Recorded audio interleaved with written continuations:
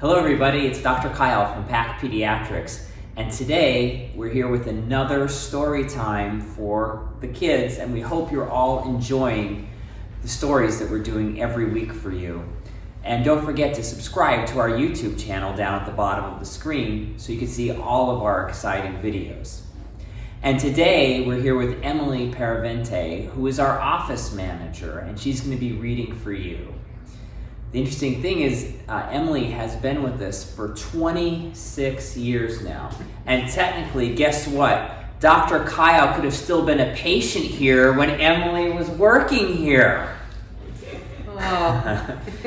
So she started out actually working at the front desk and has worked her way up all the way to being office manager. And it's just so thrilling to have her here with us today. You know, really has lived with PAK and has for most of your life as a career, and has become a true and tried member of the PAK family.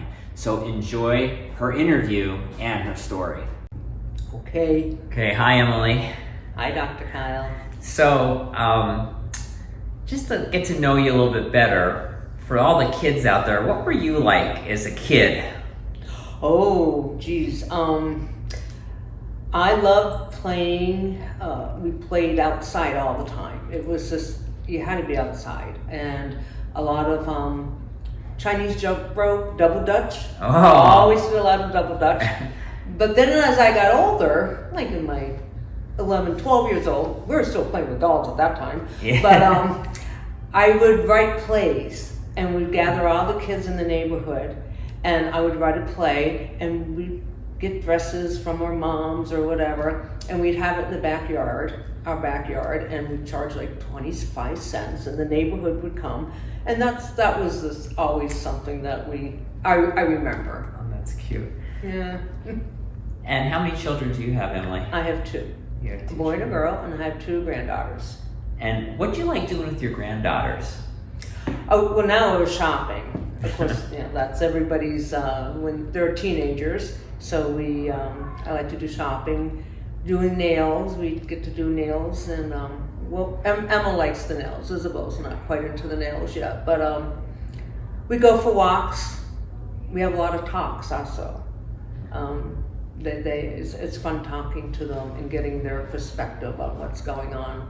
Even like in today's world, it's quite different than when I was growing up. Sure.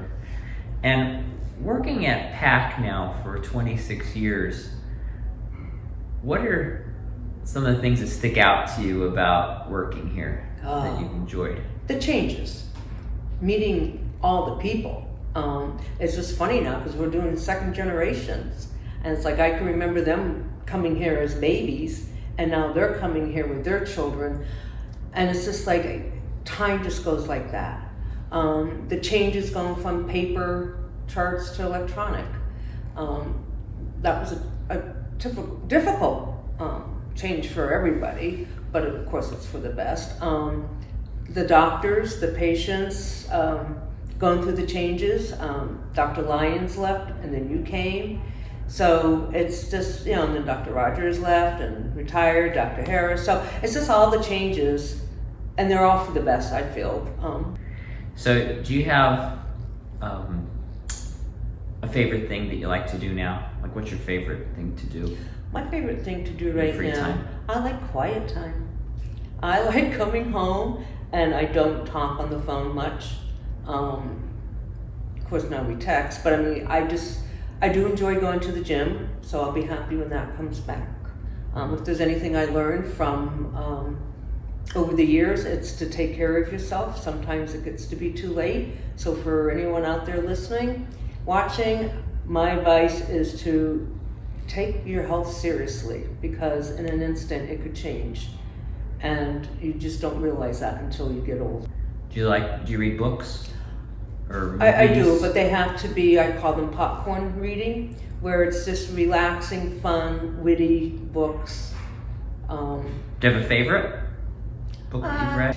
So growing up, I read Clara Barton. Okay. And she was a nurse in the Revolutionary War. So that was that, and of course the Bobbsey twins. All right, thanks, Emily. All right, thank you. PAK Pediatrics presents. Hi, I'm Emily, and today I'm going to read Charlie the Caterpillar. One day, one bright sunny day, Charlie the Caterpillar was born.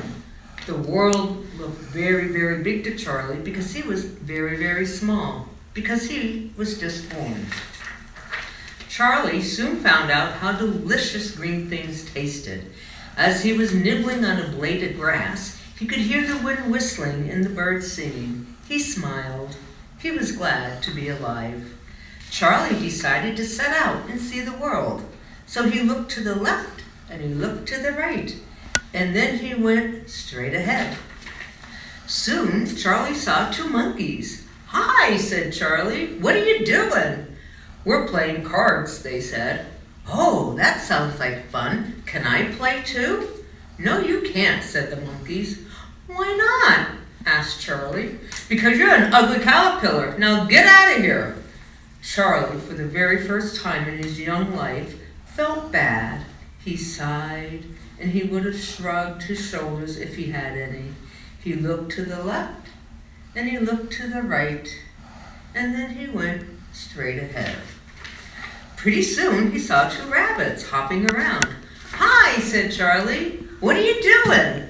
"We're playing tennis," they said. "Oh, that looks like fun. Can I play too?" "No, you can't," said the rabbits.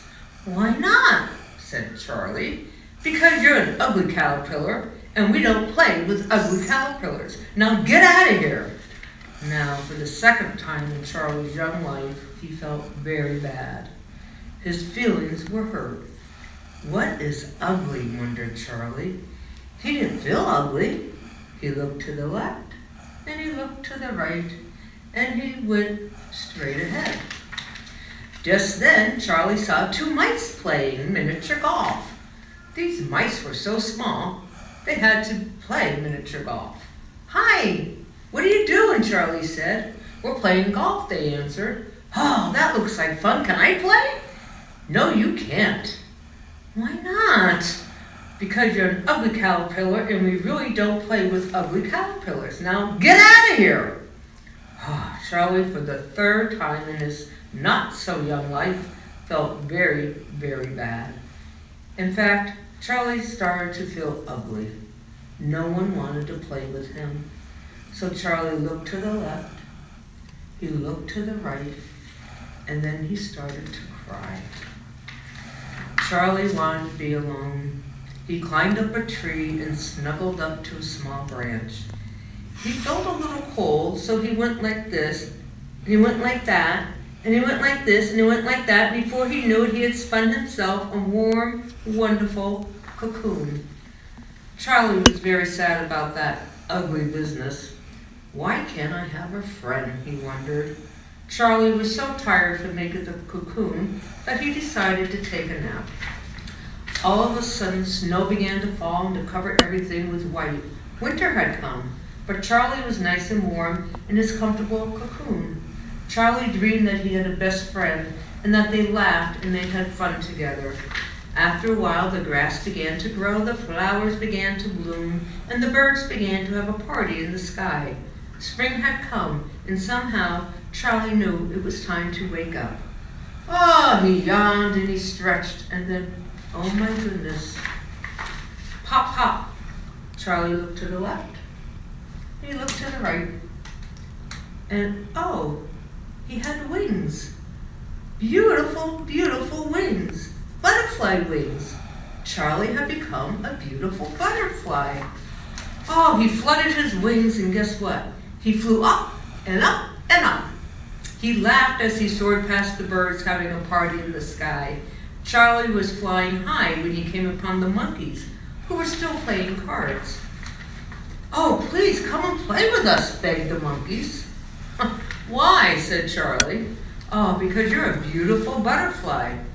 "No thanks," Charlie said, smiling. "I gotta get out of here." He zoomed up and away. The monkeys jumped back and looked miserable. Serves them right, thought Charlie. He did a couple loop-a-loops and then he came across the rabbits playing tennis. "Oh, please, won't you come play with us?" asked the rabbits. "Why?" said Charlie. "Because you're such a beautiful butterfly." "Not on your life," said Charlie. "Now I gotta get out of here." Then he flew off, leaving the rabbits very downhearted.